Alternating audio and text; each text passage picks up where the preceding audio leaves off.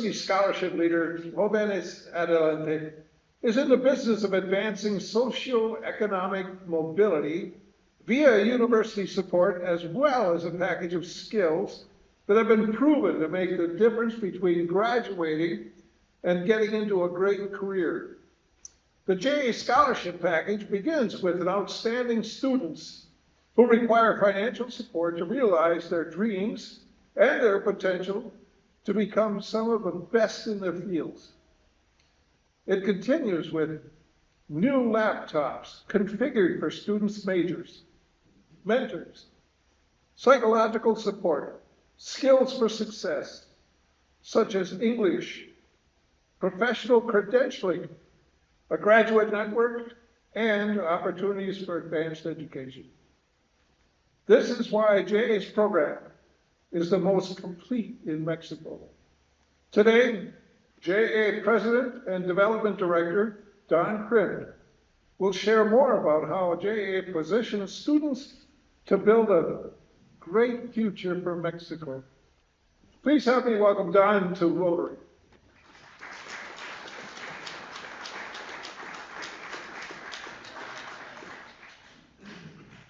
Thank you very much, Dom. Can everyone hear me, both in the room and online?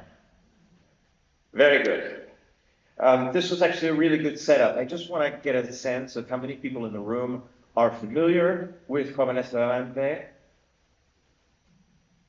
Great. And how many are more broadly familiar with the educational system in Mexico? Yeah. All right. Okay. So Jóvenes Adelante does not operate in a vacuum. I talked about this here a couple of years ago.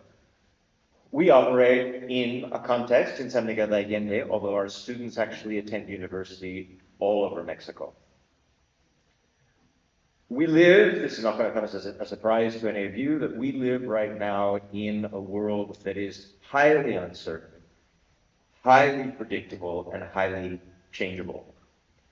Those who are succeeding through school, in choosing the right careers, through school, getting into the careers that they want, they need to have highly specialized hard skills, and they need to combine that with intellectual and emotional intelligence, ongoing maturation, and flexibility and adaptability. They need to have critical thinking. They need to have communicative soft skills. These are the order of the day. These are what's in high demand. This is not just in Mexico. This is pretty much everywhere. Hard skills at the end of the day can be taught. Soft skills, the person, what needs to be adapted to a changing world needs to be developed and nurtured.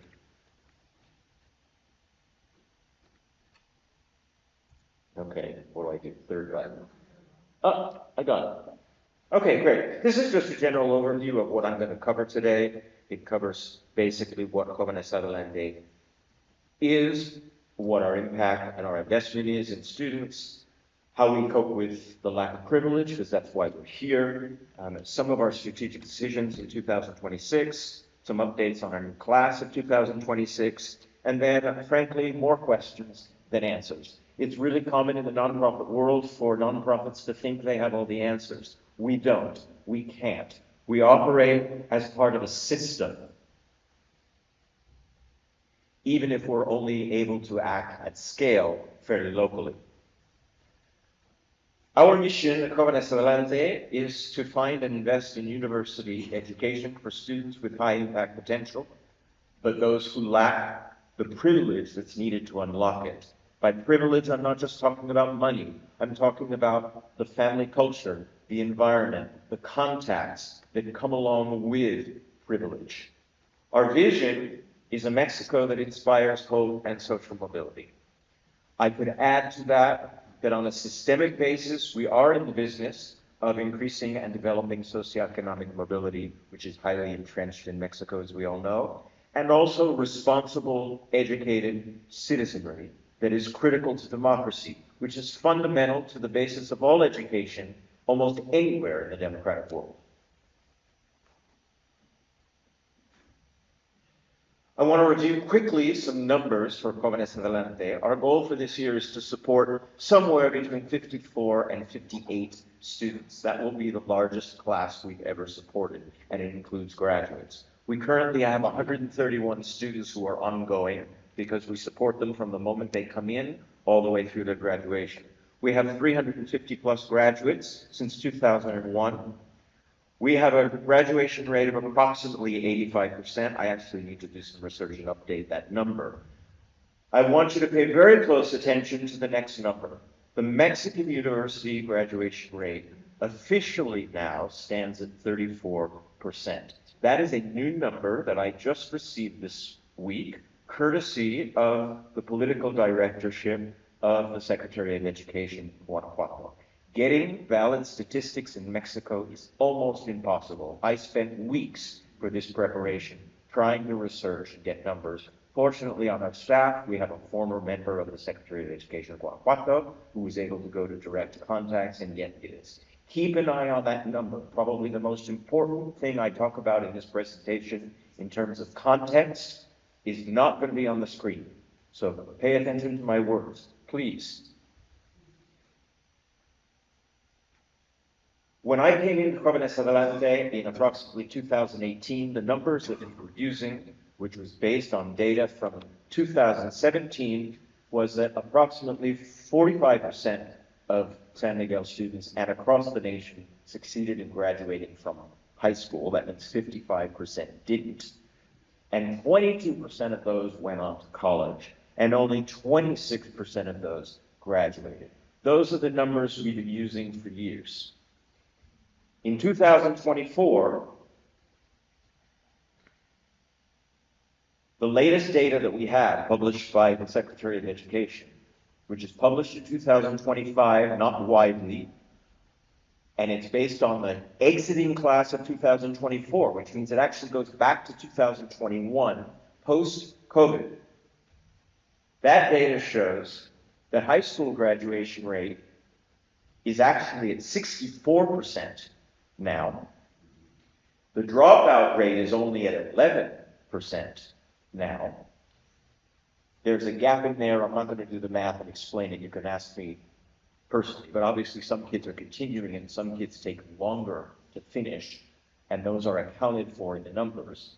And somewhere between 50 to 70% of high school graduates are now actually entering university, but only 34% of those are succeeding all the way to the end. That is a huge change in the last 4 years. How do we account for it? I can only surmise one thing. Article 3 of the Mexican Constitution updated, Article 6, the new General Law of Education, created in 2019 and updated all the way through 2026, and Article 7 of the corresponding Law of Education in the state of Guanajuato.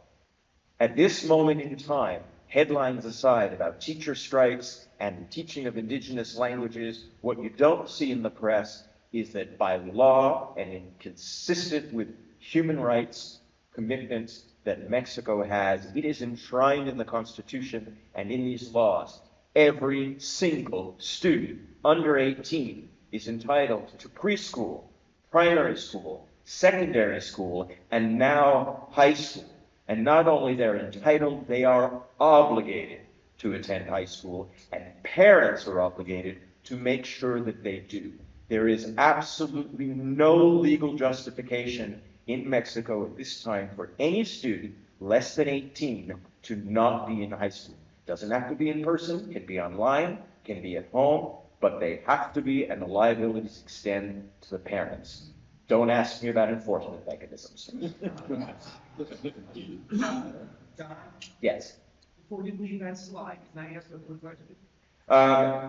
We probably want to save questions to the end. Go for it. Define that last line, Mexican University graduation rate. That's the rate of graduation of students from Mexican universities. That means these are students who have entered university, that's the percentage that actually complete. Correct. Those are the latest statistics. Okay. Thanks for the question. Now what, Don? Okay. The leading causes of dropouts, according to the Secretary of Education, is economic hardship and the need to enter the labor market. This is university, not high school. Okay. Academic lag, meaning kids probably fail schools, they fall behind, They get frustrated. Some of those will extend their study periods and get through, but some don't. Wrong career choice, really, really critical. We probably spend 90% of our selection process at Jóvenes Adelante making sure that our kids are mature enough and clear enough about their careers to succeed. And mental health. Why are we the best program in Mexico? To use Robin's words, we certainly are the most complete and most multidimensional. This is what we provide, a minimum baseline scholarship to our university students of 30,000 pesos a year. At today's exchange rate, that's about $1,750. We give them a basic or advanced laptop depending on their career choice. We have special funds for emergencies. We have individual mentors starting from day one with each student. I currently mentor 3 students, although one's about to graduate. We have success skills, or those soft skills, workshops for our students. We have a roster, a network of English as a foreign language tutors. We don't teach, but we provide the extra tutoring. We now have it mandatory in our contract that students actually have to learn English sufficient for their functioning in their career. We have a network of volunteer psychologists providing psychopedagogical support. We do pay for professional credentials. I'm not going to go into that, but the Secretary of Education stats that I cited, that gets you through your certificate from a university. It doesn't get you through to professional credentialing. I'm not going to spend time on that. You can ask me privately. We also now support master's students, and I'll get back to this, but we have our first doctoral student this year. And we also have our first medical specialization, which are somewhat analogous, I guess, to a residency in the US, and it's actually a 4-year program. And we have a graduate network. I will talk more about that when I get to it. There are 3 ways you can support students at Jóvenes Adelante. You can sponsor or otherwise financially invest in a student or a fund. You can mentor a student. You can tutor a student in English. Those are basically the ways that the community gets involved. I gotta catch up. I'm going backwards.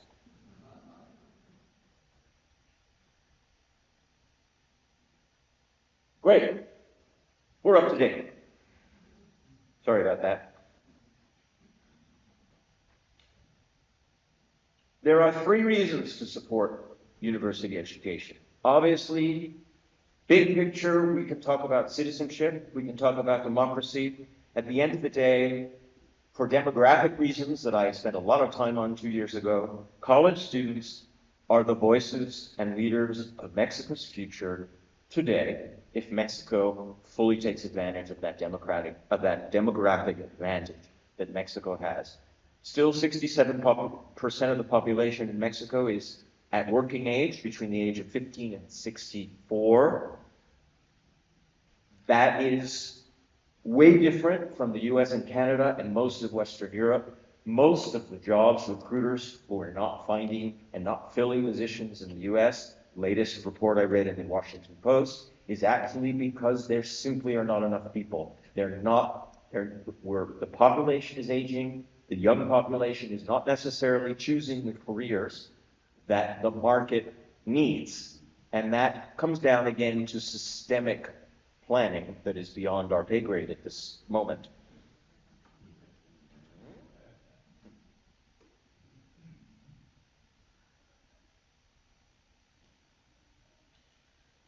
So when we're talking about socioeconomic mobility, we're talking about ultimately, in broad terms, helping build a stronger middle class, because no society in the face of the Western earth has ever really succeeded in major advancements without an educated middle class.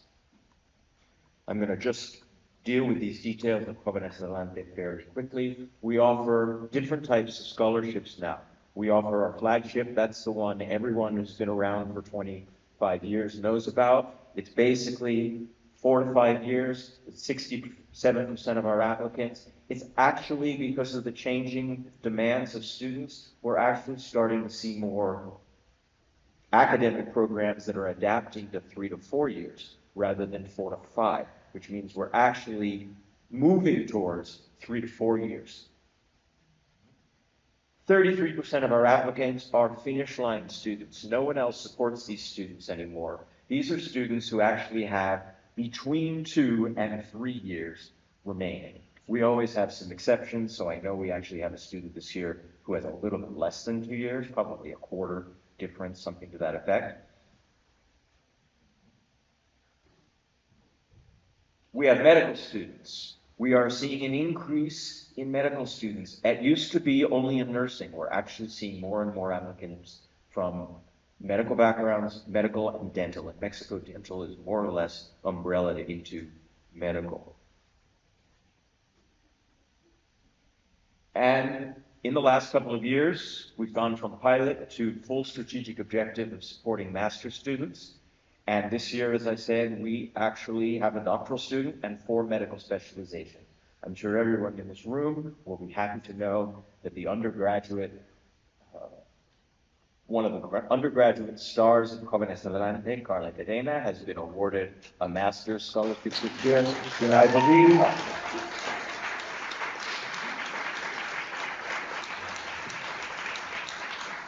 I believe in business for corporate communication. Hopefully I got that right.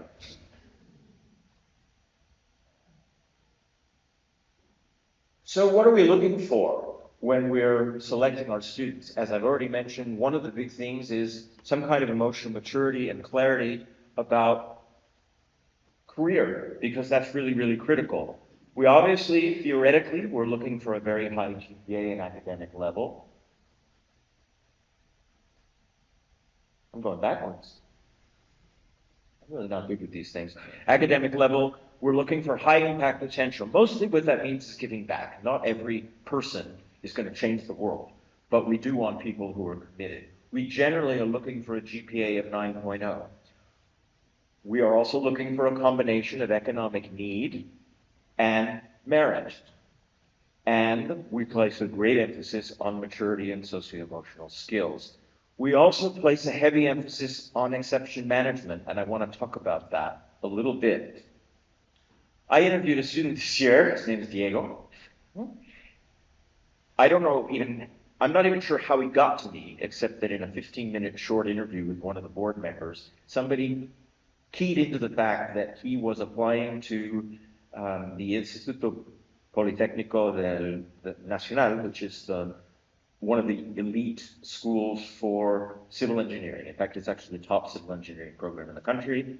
And he was 20 years old, not the usual 17 or 18. And when I got the interview and I looked at his background, I saw his GPA in high school was about 7. Right? It's like, really? Okay.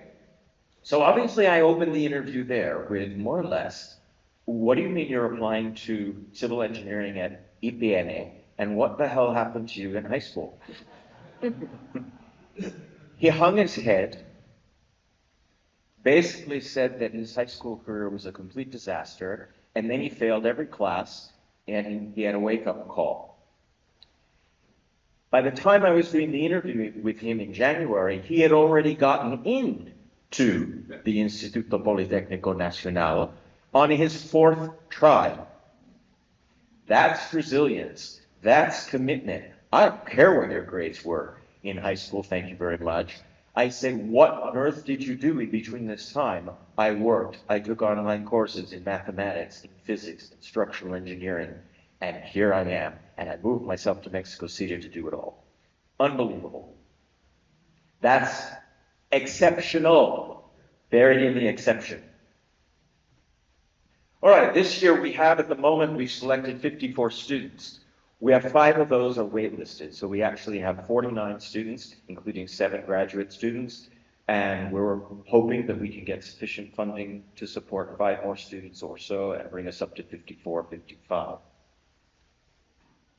These are just general data that everyone always asks me. We support students from San Miguel de Allende and also from Dolores Hidalgo and Comac Ford. Dolores Hidalgo is rising quickly in numbers. The predominant academic fields that our students are choosing are health sciences, engineering, agricultural sciences, chemistry and biology, business administration, education, and digital design and animation.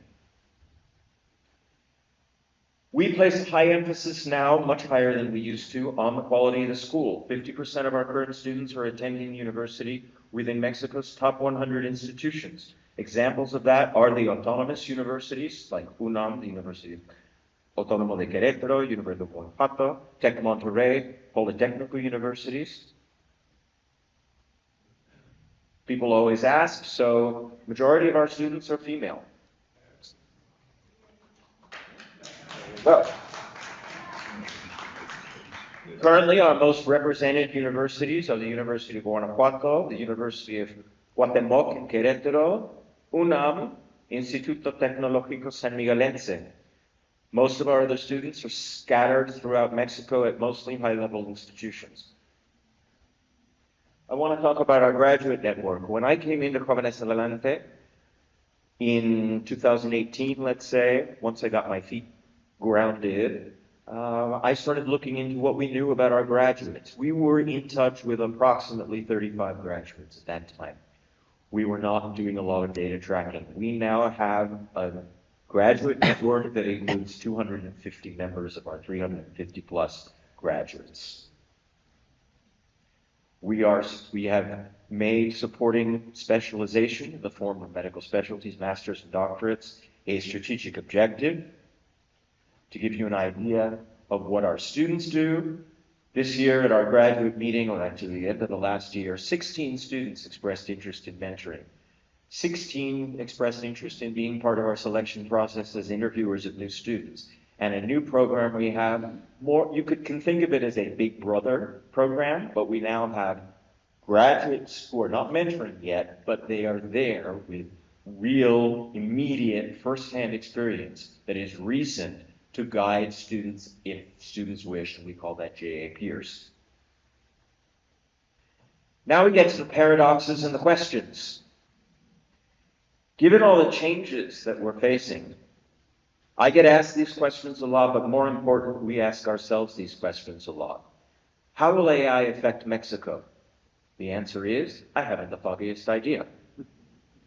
I do know, obviously, that investment in entry-level positions is probably declining because it's waiting to see what AI can do. But the truth is, none of us know for sure, and our kids are receiving mixed signals about AI every which way from Tuesday, from being prohibited to use it in school for writing papers. We don't even accept papers anymore. In essays, we expect a video. How will the new tariff environment impact execution in companies committed to nearshoring?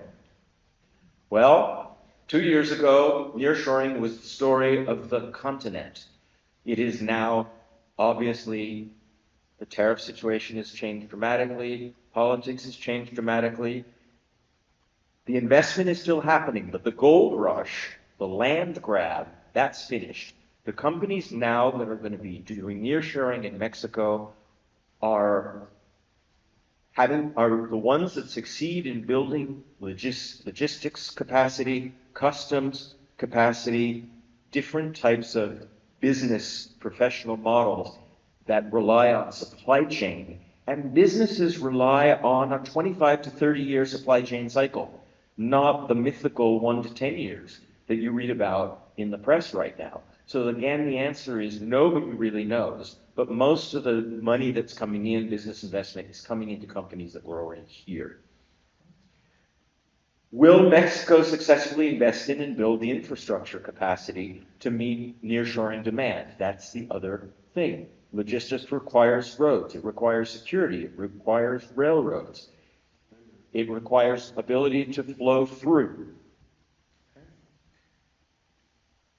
And cross borders, obviously. If the companies don't have the logistics and the country hasn't built the capacity, including, frankly, for electricity in some of those new factories, because the electrical grid is so strained, we don't really know what's going to happen. How quickly can universities adapt to the current demands? Larger universities obviously have a harder time adapting. Small universities, which are starting to pop up for profit, to take advantage of the moment. Some of them will be good, some of them will be bad. We have our eye on that. Okay? What are the students looking for? Students want to be working. They know they need experience, but they also know they need education. 500,000 students graduated from university in Mexico every year. The job market absorption doesn't keep up with that. That's something that's going to have to happen at the systemic, governmental, and institutional level and corporate level. So the real question is, what can we at Jóvenes Adelante do to help fill the gaps and help students and graduates navigate all this uncertainty? And there are paradoxes everywhere. The story of the day is that student demand is actually increasing, both at the university level and high school levels, nationally and locally. Some of that is due to the laws that I mentioned. At the high school level, okay, we know it's by law. At the university level, it's still largely by choice. Actually, the new laws actually allow states individually to mandate whether university is obligatory. I don't know if any have done so, and it is not obligatory in the state of Guanajuato. As I said, job absorption still lags behind, and there is, and again I'm going to repeat this, there is no legal justification for anyone in Mexico under 18 not having a high school degree at this point. So you put all that together, and here we are, Jóvenes Adelante, trying to navigate what's going on, trying to support our students. We have hundreds of applications a year. We have our largest class ever, and we have a lot more questions than we have answers to, but we have to keep looking, and that's the key. We have to help our students navigate change, our graduates navigate change, and frankly, our applicants navigate the changes and better preparation. Thank you very much. My presentation is complete. I'm happy to take questions.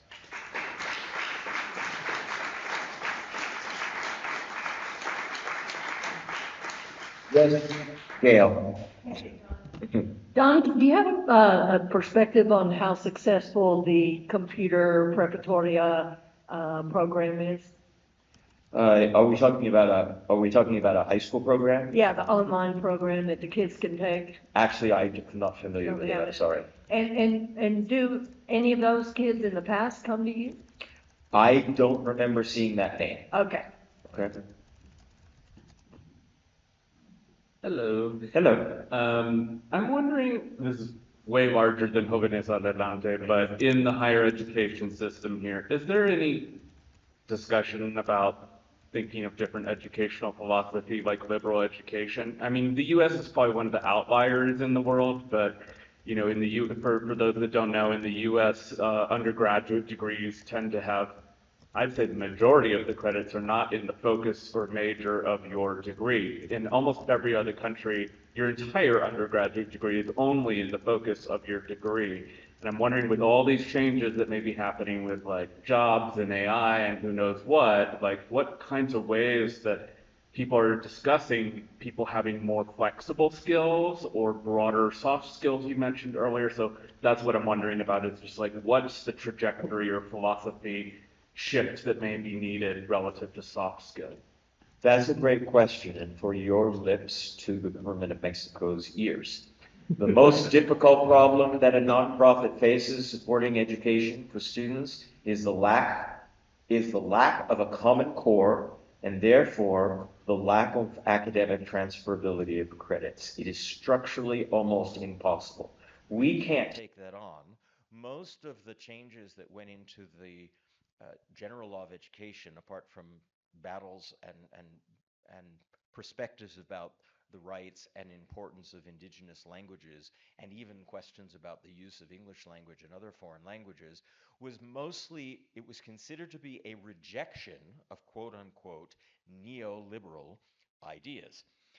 Now, we can have a lot of debate, and people can debate about what neoliberal ideas mean in the education field, but mostly specific in the context of university education, it did mean getting businesses and corporate interests and desires much more engaged in driving what kind of jobs get produced out of universities and filled.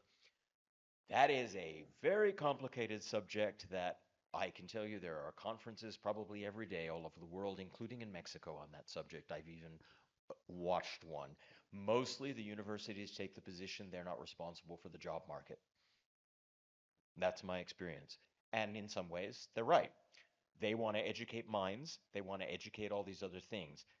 The fact that there's not much broad education beyond the actual selected chosen career path, like I said, I wish we had more of that here, but I don't know what discussions are happening. Hi. Yes. Thank you for your talk. I just have a quick question regarding the master degree scholarship. Is it only for students are with Jóvenes Adelante? And if so, what's the maximum age to apply? Okay, at this time, yes, it's only to our graduates. Actually, that's a good question. Our general age profile is 17 to 29. But for our master students, I don't think we have that restriction. One of our doctoral candidates this year, not selected, actually was from the class of 2009. I mean, I think she actually graduated in 2009. So I doubt that she is less than 30, 32, 35 years old. Anyone? Do you have a flyer or how to make sense this to this CC text in here? I'm sorry, I didn't catch the whole question. Do I have a Yes, flyer? if you have a flyer and if you have extended all this information to the CC text. Ah, interesting. Well, I just assembled most of this information in the last 48 hours.